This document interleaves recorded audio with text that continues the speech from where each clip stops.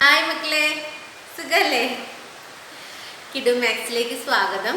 ഇവിടെ നല്ല മഴയാട്ടോ. ഇവിടെ അവിടെ എങ്ങനെയായിരിക്കും? മഴ തന്നെയായിരിക്കും അല്ലേ? ഓക്കെ, അപ്പോൾ ഈ നല്ല മഴയത്ത് നമുക്ക് 2-3 മാത്സ് പ്രോബ്ലം ഡിസ്കസ് ചെയ്യാം. നമ്മൾ ഇന്ന് ഡിസ്കസ് ചെയ്യുന്നത് ഫസ്റ്റ് ചാപ്റ്റർ ഏരിയ പേജ് 20-ലെ 4, 5, 6 എന്നുള്ള ക്വസ്റ്റ്യൻസ് ആണ്. ഓക്കെ, ഇനി നമുക്ക് ആദ്യത്തെ ക്വസ്റ്റ്യനിലേക്ക് വരാം. ഒന്നാമത്തെ ക്വസ്റ്റ്യൻ എന്താ? Prove that the length of the perpendicular from any point on the bisector of an angle to the sides are equal. അപ്പോൾ ഇവിടെ ട്രയാങ്കിളിനെ പറ്റി ഒന്നും പറഞ്ഞിട്ടില്ലല്ലോ. എന്താ പറഞ്ഞേക്കണേ? The length of the perpendicular to from any point on the bisector of an angle. അപ്പം ആംഗിളാണ് വേണ്ടത്. അപ്പോൾ നമ്മളൊരു ആംഗിൾ വരച്ചു. ഓക്കെ, ഈ ആംഗിളിൻ്റെ എന്തെന്നാണ്?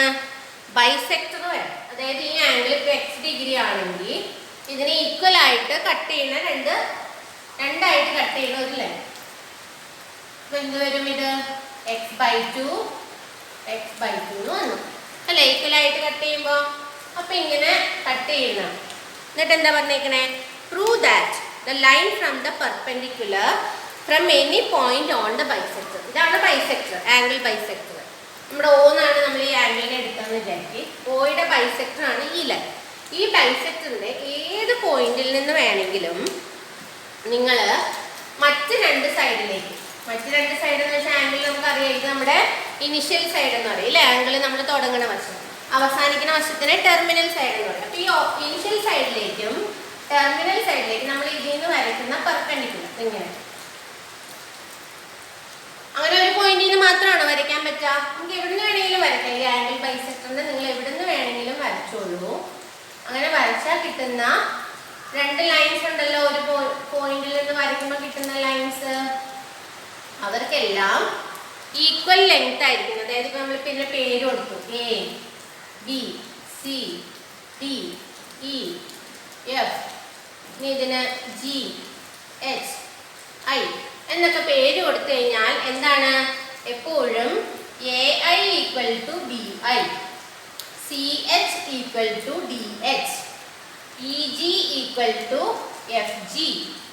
ഈ ലെങ്ത് എപ്പോഴും തുല്യമായിരിക്കണം. അപ്പുറത്തേക്ക് ഇപ്പുറത്തേക്ക് നിങ്ങളൊരു ആംഗിൾ ബൈസെക്ടർ വരച്ചിട്ട് അപ്പുറത്തേക്ക് ഇപ്പുറത്തേക്കും പെർപെൻഡിക്കുലർ ലൈൻ വരച്ചു കഴിഞ്ഞാൽ അവിടെ ഫോം ചെയ്യുന്ന ലൈൻസിന്റെ ലെങ്ത് ഈക്വൽ ആയിരിക്കും.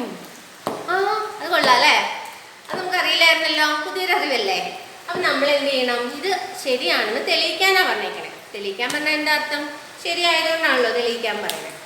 അപ്പം നമുക്ക് നോക്കാം. അപ്പം നമുക്ക് ഇങ്ങനെ കണ്ടമാന ലൈനുകളൊന്നും ആവശ്യമില്ലെങ്കിൽ ഇഷ്ടംപോലെ വരയ്ക്കാമെങ്കിൽ നമുക്ക് ഒരു പെയർ മതി പ്രൂവ് ചെയ്യാൻ വേണ്ടി. അപ്പം നമുക്ക് മറ്റേ രണ്ടെണ്ണം വാങ്ങിച്ചു കളയാം. ഇത് വാങ്ങിച്ചു. അപ്പം ഇപ്പോൾ വന്നേക്കുന്നത് എന്തൊക്കെയാണ്? A, B, C, O ഉണ്ട്. നമുക്കിനി ഒരു D എന്ന് ഇവിടെ കൊടുക്കാം.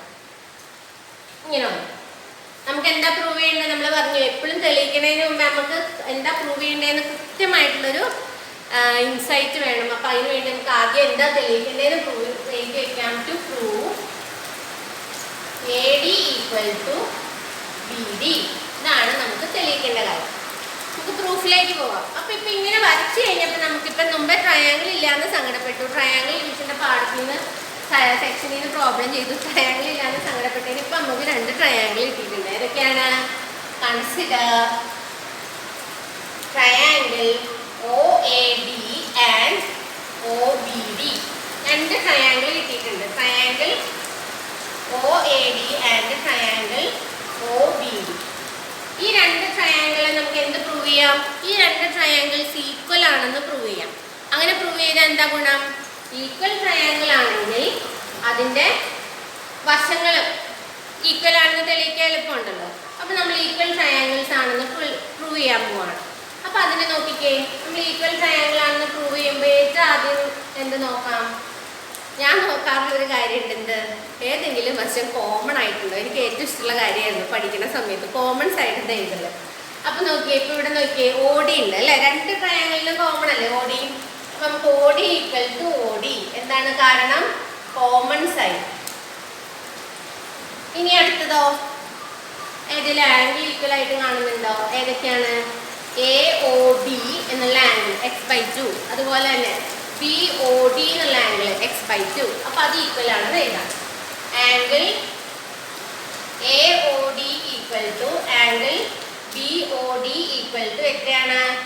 x/2 degree. എന്തുകൊണ്ടാണ് അത് എഴുതാൻ പറ്റുന്നത്?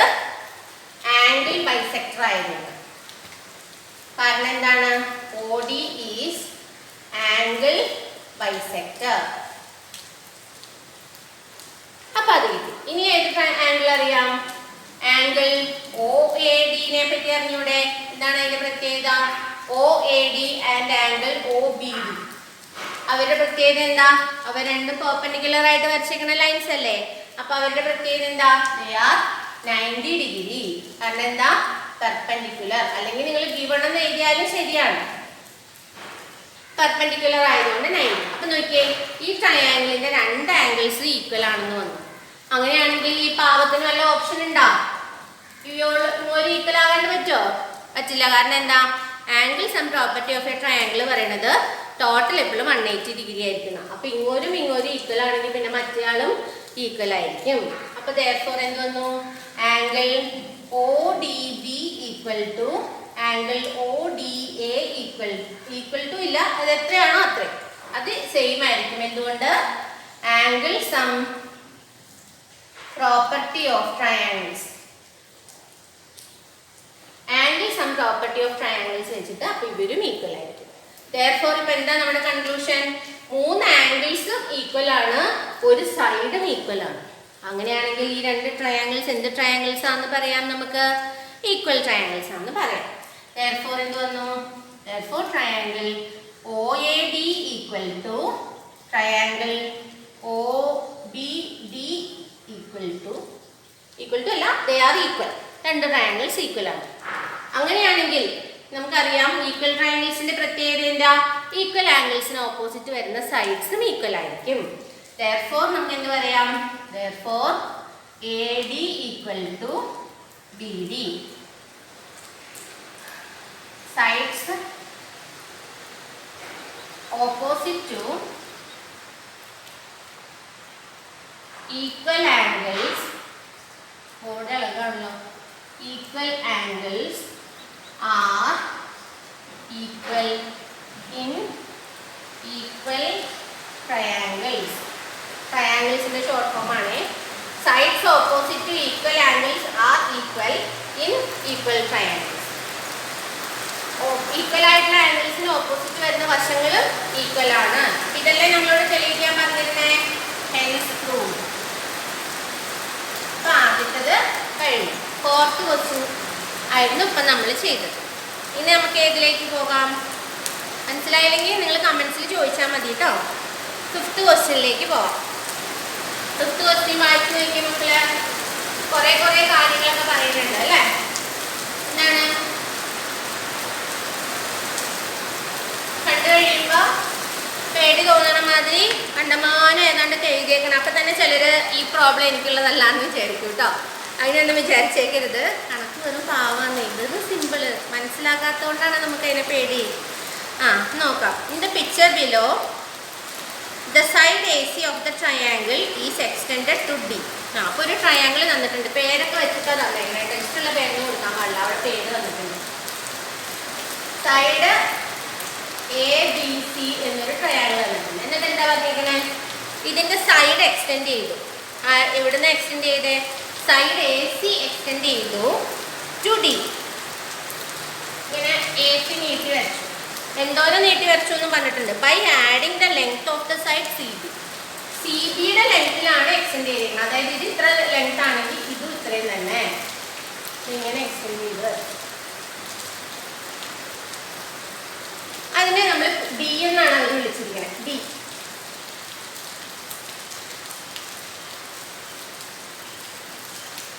ഓക്കെ, D എന്ന് വിളിച്ചിരിക്കുന്നത്. എന്നിട്ട് എന്താണ്? Then the line through C parallel to DB. Then the line through C parallel to DB. അപ്പോൾ DB എന്ന് പറയുന്ന ലൈൻ വരയ്ക്കണമെന്ന് മനസ്സിലായി. DB എന്നുള്ള ലൈൻ വരച്ചു. പാരലൽ ടു ഇനി സിയിലൂടെ ഈ ABയിലേക്ക് വരില്ലേ? എന്തിന് പാരലൽ ആയിട്ട്? DBക്ക് പാരലൽ ആയിട്ട്. DB is drawn to meet AB at E. അപ്പോൾ ഈ പോയിന്റ് ഒരു തന്നിട്ടുണ്ട് E. ഇത്രയും കാര്യങ്ങളാണ് ചോദ്യം. ഇതാണ് ഘടക അടക്കം എ ബി സി എന്നൊരു ട്രയാങ്കിൾ ഉണ്ടായിരുന്നു. സീനെ എക്സ്റ്റെൻഡ് ചെയ്ത് വരച്ചു, എന്തോരം എക്സ്റ്റെൻഡ് ചെയ്തു, ബി സിയുടെ അത്രയും നീളത്തിൽ എക്സ്റ്റെൻഡ് ചെയ്തു. എന്നിട്ട് അത് ആ പോയിന്റിനെ ഡി എന്ന് വിളിച്ചു, ഡി ബി മാർക്ക് ചെയ്തു, ഡി ബി വരച്ചു. എന്നിട്ട് ഈ ഡി ബിക്ക് പാരലലായിട്ട് സിയിലൂടെ ഒരു ലൈൻ വരച്ചു. അപ്പൊ എന്ത് പറ്റി? എന്താ പറഞ്ഞേക്കണേ first question? Prove CE bisects angle C. നമ്മൾ ഇങ്ങനെ ഒരു ലൈൻ പാരലലായിട്ട് വരച്ചപ്പോൾ ഈ കിട്ടിയ സിഇ ഉണ്ടല്ലോ, ഈ സിഇ ഇതിനെയും ബൈസെക്ട് ചെയ്തു എന്ന് പ്രൂവ് ചെയ്യണം. അതായത് ഇതും ഈ രണ്ട് ആംഗിൾസ് ഈക്വൽ ആണെന്ന് തെളിയിക്കും. ഭയങ്കര സംഭവമാണെന്ന് തോന്നുന്നു കേട്ടോ. പിള്ളേർക്ക് പലപ്പോഴും കാണുമ്പോൾ തന്നെയോ എന്നുള്ള ഭാവത്തിലായിരിക്കാം. അപ്പം അങ്ങനെ ഇരിക്കേണ്ട കാര്യമില്ല. എപ്പോഴും ഓർത്തോളം മാത്സിൻ്റെ പ്രോബ്ലം എന്തെല്ലാം ശേഷം പറയണം. നിങ്ങൾ ആരോടും പറയരുത്. മാത്സിൻ്റെ പ്രോബ്ലം എന്ന് വെച്ചാൽ നമുക്ക് നല്ല മുറുക്കുള്ള അവലോസുണ്ട കിട്ടിയാൽ എങ്ങനെ ഇരിക്കും? കഴിച്ചിട്ടുണ്ടോ നിങ്ങൾ അവലോസുണ്ട? അവലോസുണ്ട കഴിച്ച് കിട്ടിയാൽ എങ്ങനെയാണ് നമ്മൾ ചെയ്യുക? അവിടെ കടിച്ചു നോക്കി ശരിയാവില്ല, ഇവിടെ കടിച്ചു നോക്കി ശരിയാവില്ല. അവസാനം നമ്മൾ നമുക്ക് കടിച്ചാൽ പൊട്ടുന്നൊരു പോയിന്റ് കണ്ടുപിടിക്കും അല്ലേ? ആദ്യത്തെ ഒരു പൊട്ടലോടുകൂടി പിന്നെ അതെല്ലാം സ്മൂത്തായിട്ട് നമുക്ക് കഴിക്കാൻ പറ്റും എന്ന് പറഞ്ഞാണ് മാത്സിലെ ചില പ്രോബ്ലംസ് നമ്മൾ നോക്കാം. ഇത് ഇവിടെ ഇങ്ങനെ ചെയ്താൽ ശരിയാവും, അങ്ങനെ ചെയ്താൽ ശരിയാവും. അങ്ങനെ നോക്കുമ്പോൾ നമുക്ക് എന്തായാലും എപ്പോഴും വിശ്വസിച്ചോണം. കണക്ക് തന്നിട്ടുണ്ടെങ്കിൽ അത് സോൾവ് ചെയ്യാനുള്ള ക്ലൂസും ആ കണക്കിലുണ്ട് എന്ന് വിശ്വസിച്ചാൽ തന്നെ പകുതി പ്രശ്നം. അപ്പോൾ ഇതിലെന്താണ് നമുക്ക് സോൾവ് ചെയ്യാനുള്ള ക്ലൂ ഉള്ളത് നോക്കാം. അപ്പം നമുക്ക് ഇവിടെ പറഞ്ഞിരിക്കുന്ന ഓരോ വാക്കും പ്രധാനപ്പെട്ടതായിരിക്കും കേട്ടോ. നമുക്ക് നോക്കാം. ഈ എ സി എക്സ്റ്റെൻഡ് ചെയ്ത് വരച്ചു. ഓക്കെ, എന്താണ് പറഞ്ഞിരിക്കണേ? എ സി എക്സ്റ്റെൻഡ് ചെയ്ത് വരച്ചപ്പോൾ ഒരു പ്രത്യേക ഒരു കാര്യം എടുത്ത് വരച്ചിട്ടുണ്ട്. ചുമ്മാ വരയ്ക്കല്ല ഇങ്ങനെ. എത്രയാ പറഞ്ഞിരിക്കണേ? ബി സിയുടെ അതേ നീളത്തിലാണ് എക്സ്റ്റെൻഡ് ചെയ്ത് വരച്ചത്. അപ്പം എന്ത് വന്നു? ഈ ലൈനും ഈക്വൽ ആണെന്നല്ലേ വന്നേക്കണേ. അപ്പൊ നോക്കിക്കേ, ഇപ്പൊ നമുക്കൊരു ട്രയാങ്കിള് പെട്ടെന്ന് നമ്മുടെ മനസ്സിൽ ക്ലിക്ക് ചെയ്തു പോവാ. ക്ലിക്ക് ചെയ്താ സി ബി ഡി എന്നുള്ള ട്രയാങ്കിൾ.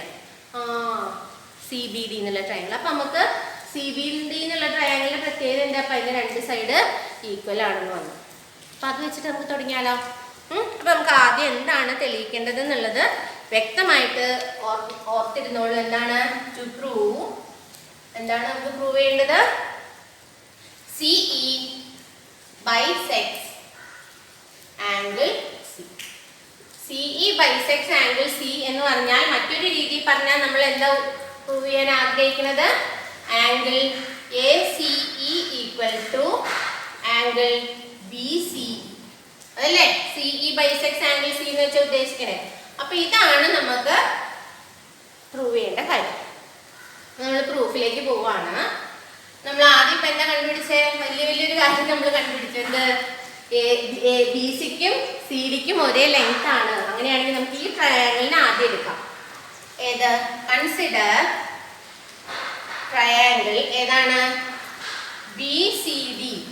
ബി സി ഡിയുടെ പ്രത്യേകത എന്താണ്? Isosceles triangle. ഐസോസിലസ് ട്രയാങ്കിൾ ആണ്. ഐസോസിലസ് ട്രയാങ്കിൾ ആണെങ്കിൽ BC equal to CD given.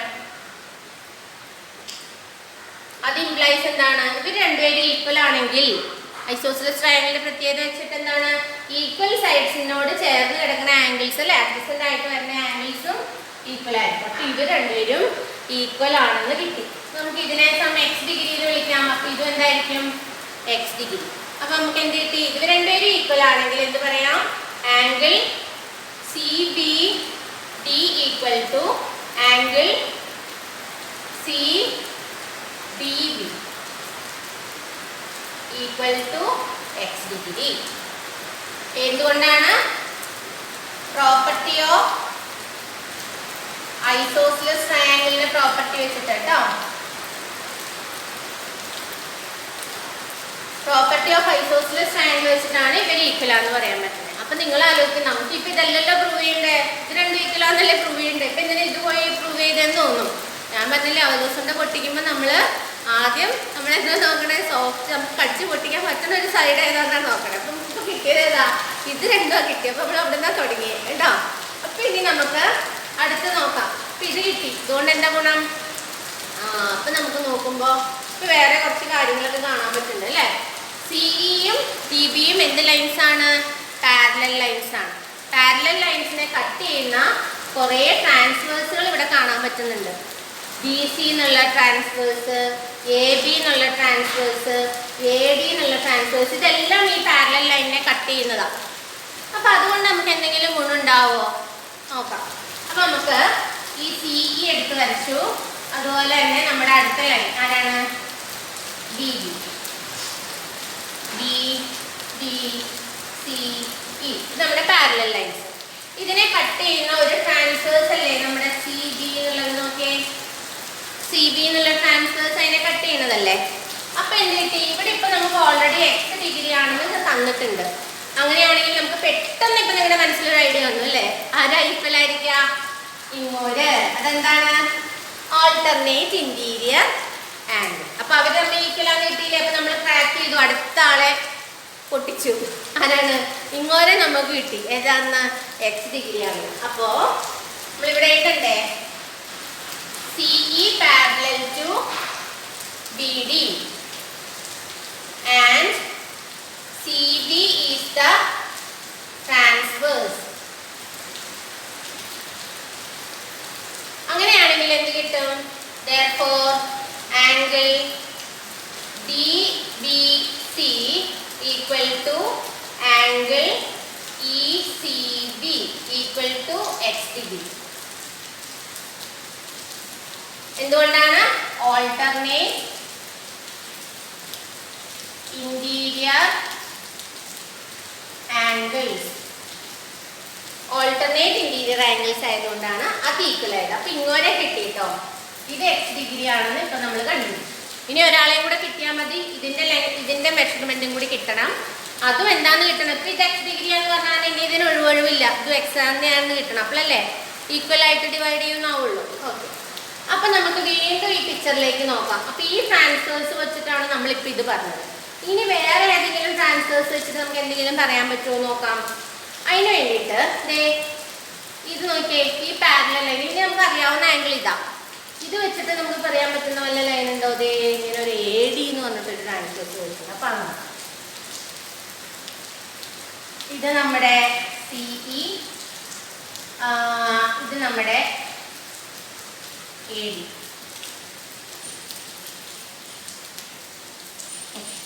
ഇത് നമുക്ക് എക്സ് ഡിഗ്രി ആണെന്ന് അറിയാം.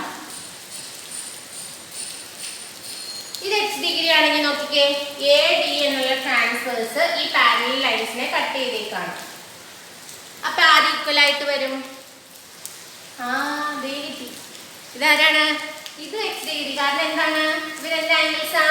ഈ പാരലൽ ലൈൻസിനെ എ ഡി എന്ന് പറയുന്ന ട്രാൻസ്വേഴ്സ് കട്ട് ചെയ്യുമ്പോൾ ഈ ആംഗിളും ഈ ആംഗിളും എന്ത് ആംഗിൾസ് ആയിട്ടാണ് വരണേ? Corresponding angles. Corresponding angles equal അല്ലേ? അപ്പൊ അതും കിട്ടും. അപ്പൊ നമുക്ക് ഇങ്ങനെ എഴുതാലോ. എന്താണ്? CE parallel to BD and ഇവിടുത്തെ ട്രാൻസ്വേഴ്സ് ഏതാണ്? AD is the transverse. അങ്ങനെ ആയതുകൊണ്ട് എന്ത് വന്നു? Angle ACE equal to angle BDC equal to x degree. കാരണം എന്താണ്? Corresponding angles. Corresponding angles. അപ്പൊ നോക്കിക്കേ, ഇതിനെ നമുക്ക് വേണേൽ ഇക്വേഷൻ 1 എന്ന് വിളിക്കാം, ഇതിനെ ഇക്വേഷൻ 2 എന്ന് വിളിക്കാം. അപ്പൊ ഇക്വേഷൻ 1ഉം 2ഉം കൂടി കൂട്ടുമ്പോ നമുക്ക് എന്താ കിട്ടണേ? ഓക്കെ, ഇത് കിട്ടി, ഇത് കിട്ടി അല്ലേ? BCEയും BCE നമ്മൾ എഴുതിയേക്കുന്ന ഓർഡർ മാറ്റമുണ്ടെന്നേ ഉള്ളൂ. BCEയും ACEയും എക്സ് ഡിഗ്രി ആണെന്ന് കിട്ടിയത്. എല്ലാവരും നമുക്ക് പ്രൂവ് ചെയ്യേണ്ടത്. Therefore from 1 and 2 നമുക്ക് എന്ത് പറയാം? Angle ACE equal to angle BCE equal to x degree. അതിൻ്റെ അർത്ഥം എന്താണ്? which implies CE bisects angle CE angle C നെ ബൈസെക്ട് ചെയ്യും. ഇതല്ലേ നമുക്ക് തെളിയിക്കേണ്ടിരുന്നേ? hence proof. ഓക്കെ, ഇനി അതിൻ്റെ ഇത്രേ ഉള്ളൂ കേട്ടോ കാര്യം. ഇത്രേ ഉള്ളൂ. ഇനി അതിൻ്റെ സെക്കൻഡ് പാർട്ടിലേക്ക് വരാം. Describe how this can be used to divide an 8 cm line in the ratio 4:5. ഇത് ഉപയോഗിച്ചിട്ട് എങ്ങനെ നമുക്കൊരു 8 സെന്റിമീറ്റർ ലൈനിനെ 4:5 റേഷ്യോയിൽ കട്ട് ചെയ്യാം. അപ്പൊ നമുക്ക് തന്നിരിക്കുന്ന കാര്യങ്ങൾ എന്താണ്? 8 സെന്റിമീറ്റർ ലൈൻ 4:5. അപ്പൊ നിങ്ങളൊന്ന് ആലോചിച്ച്, നമ്മൾ ട്രയാങ്കിൾ ഡിവിഷനിലെ രണ്ടാമത്തെ പ്രോപ്പർട്ടി പഠിച്ച് ഓർക്കുന്നുണ്ടോ? നമ്മുടെ അടുത്തൊരു ട്രയാങ്കിൾ ഉണ്ടെന്നിരിക്കട്ടെ, ABC എന്ന് പറഞ്ഞിട്ട് ട്രയാങ്കിൾ ഉണ്ടെന്ന് വിചാരിക്കുക. നമ്മൾ ഈ സിയിൽ നിന്ന് വരയ്ക്കുന്ന ആംഗിൾ ബൈസെക്ടർ ഇതിനെ ഏത് റേഷ്യോയിൽ കട്ട് ചെയ്യും? ഇത് എയും ബിയും റേഷ്യോയിലാണെങ്കിൽ ഇതും എന്തായിരിക്കും? A:B റേഷ്യോയിലായിരിക്കും. ആംഗിൾ ബൈസെക്ടർ രണ്ടാമത്തെ പ്രോപ്പർട്ടി ഓർമ്മയില്ലേ? അത് ഉപയോഗിക്കും നമ്മൾ ഇതിൽ. അപ്പൊ നമുക്ക് നോക്കാം. അങ്ങനെയാണെങ്കിൽ നോക്കിയേ, 4:5 റേഷ്യോയിൽ വരയ്ക്കണമെങ്കിൽ നമ്മൾ 4ഉം 5ഉം സൈഡായിട്ട് എടുത്ത് വരച്ചു കഴിഞ്ഞാൽ 4:5 റേഷ്യോയിൽ കട്ട് ചെയ്യാൻ പറ്റില്ല. അപ്പൊ നമ്മൾ ശ്രദ്ധിക്കേണ്ട ഒരു കാര്യം എന്താണ്? ഈ റേഷ്യോ കൂട്ടുമ്പോൾ എന്ത് വേണം? 8ഓ 8 കൂടുതലുള്ള വാല്യൂ ആയിരിക്കണം, എന്നാലേ കട്ട് ചെയ്യാൻ പറ്റുള്ളൂ. 4:5 4ഉം 5ഉം കൂട്ടുമ്പോൾ എത്ര? 9. ഓക്കെ, അപ്പൊ ആ ലെങ്ത്തിൽ നമുക്ക് വരയ്ക്കാം അല്ലേ? അപ്പൊ നമ്മൾ ഏതൊക്കെ മെഷർമെന്റ് എടുത്ത് വരയ്ക്കും? ഡ്രോ ട്രയാങ്കിൾ വിത്ത് 8 സെന്റിമീറ്റർ 4 സെന്റിമീറ്റർ 5 സെന്റിമീറ്റർ ഈ ലെങ്ത്തുള്ള ട്രയാങ്കിൾ വരയ്ക്കാം. നമ്മൾ 8 സെന്റിമീറ്റർ ബേസ് വരച്ചു. നിങ്ങൾ കോമ്പസ് എടുക്കുക, 4 സെന്റിമീറ്റർ എടുത്തിട്ട് ഒരു ആർക്ക് കട്ട് ചെയ്യുക. ഇവിടുന്ന് അതുപോലെ 5 സെന്റിമീറ്റർ എടുത്തിട്ട് ഒരു ആർക്ക് കട്ട് ചെയ്യുക. എന്നിട്ട് അവർ ജോയിൻ ചെയ്യുന്ന പോയിന്റ് മാർക്ക് ചെയ്യുക. അപ്പൊ ഇത് 4 സെന്റിമീറ്റർ ആയിരിക്കണം, ഇത് 5 സെന്റിമീറ്റർ ആയിരിക്കണം, ഇത് 8 സെന്റിമീറ്റർ ആയിരിക്കണം. ഇങ്ങനെ ഒരു ആർക്ക് കട്ട് ചെയ്താൽ ഇനി നമ്മൾക്ക് ഈ റേഷ്യോയിൽ കട്ട് ചെയ്യണമെങ്കിൽ എന്ത് ചെയ്താൽ മതി? ഇതിന്റെ ആംഗിൾ ബൈസെക്ടർ വരച്ചാൽ മതി.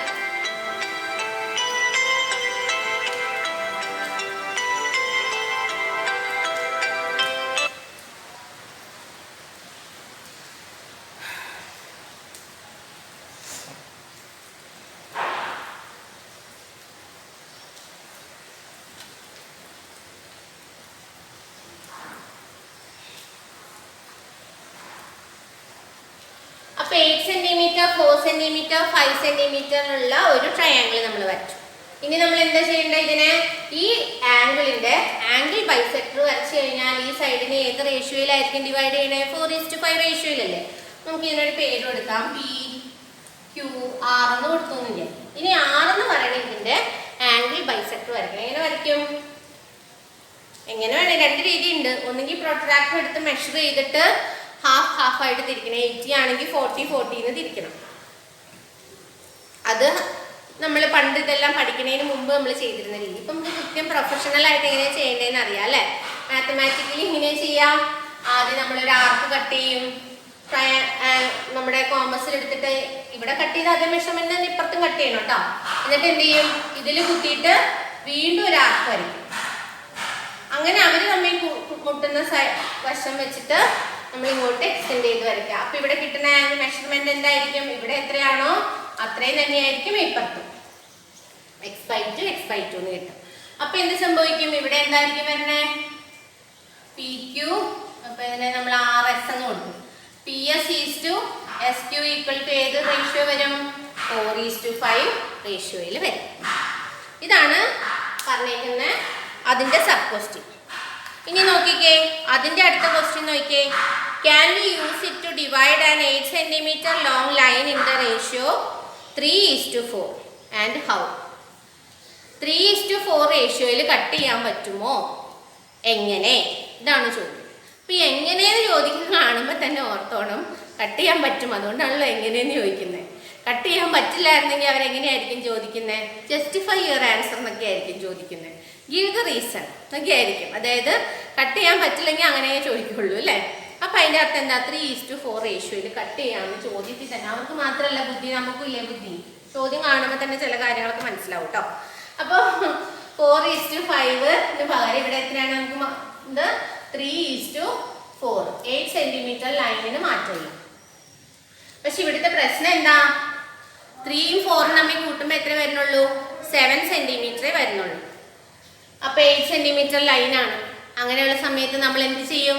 ഈ റേഷ്യോനെ നമ്മൾ വലുതാക്കും. എന്ത് ചെയ്താൽ മതി? റേഷ്യോ എപ്പോഴും സിംപ്ലസ്റ്റ് ഫോം ആണല്ലോ. 3:2 4:2 ഒരേ നമ്പർ കൊണ്ട് മൾട്ടിപ്ലൈ ചെയ്താൽ മതി. അപ്പൊ എന്ത് കിട്ടും? 6:8. അപ്പൊ എന്ത് ചെയ്യാ? 8 സെന്റിമീറ്റർ ലൈൻ വരയ്ക്കുക. 6 8 എടുത്ത് വരയ്ക്കുക.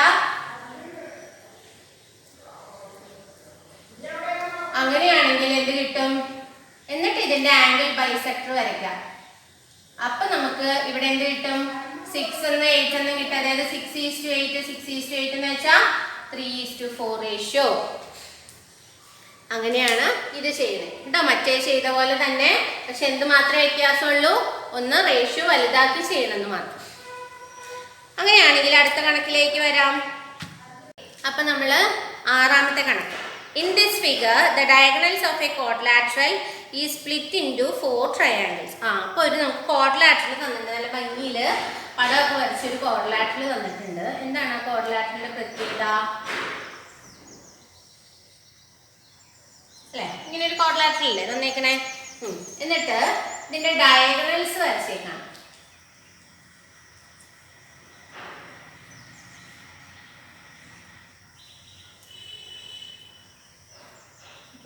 ഡയഗണൽസ് വരച്ചപ്പോൾ എന്ത് സംഭവിച്ചു? ഈ ക്വാഡ്രിലാറ്ററൽ 4 കഷ്ണമായിട്ട് തിരിഞ്ഞു. എന്നിട്ട് പേര് ABCD.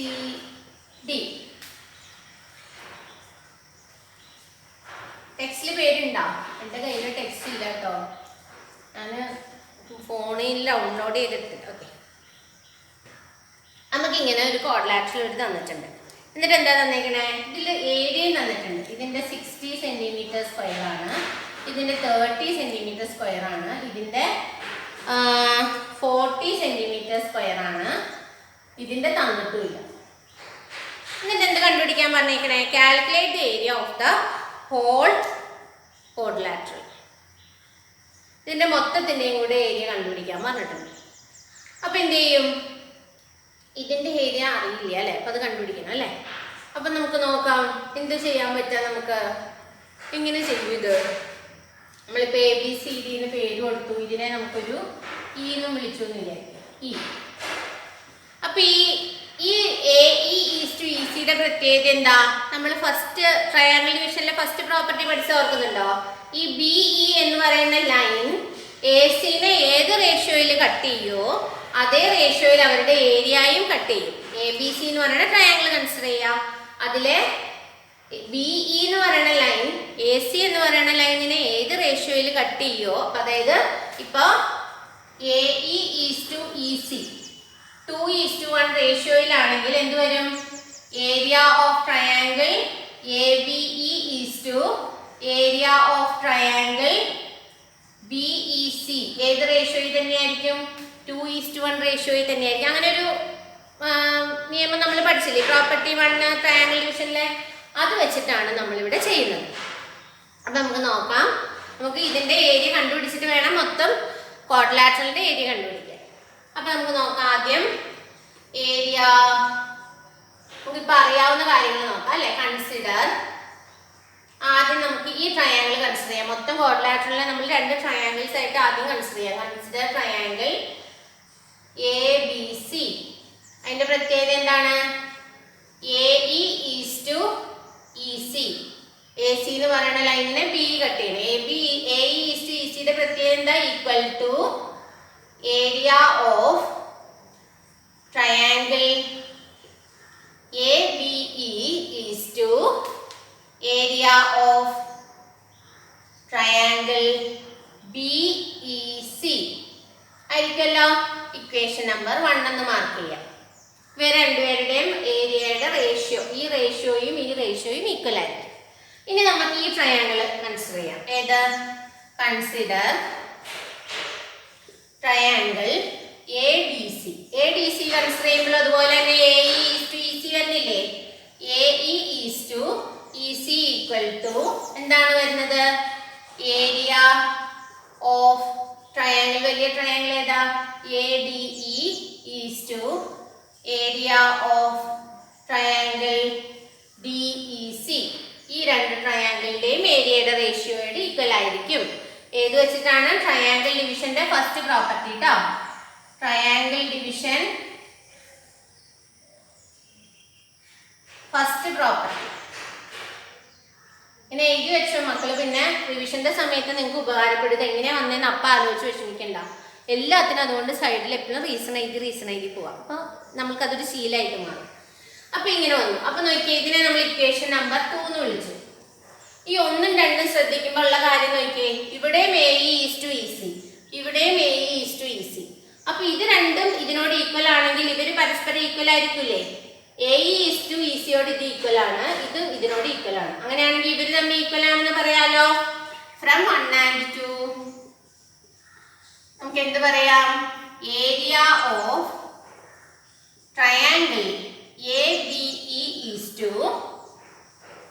area of triangle BEC equal to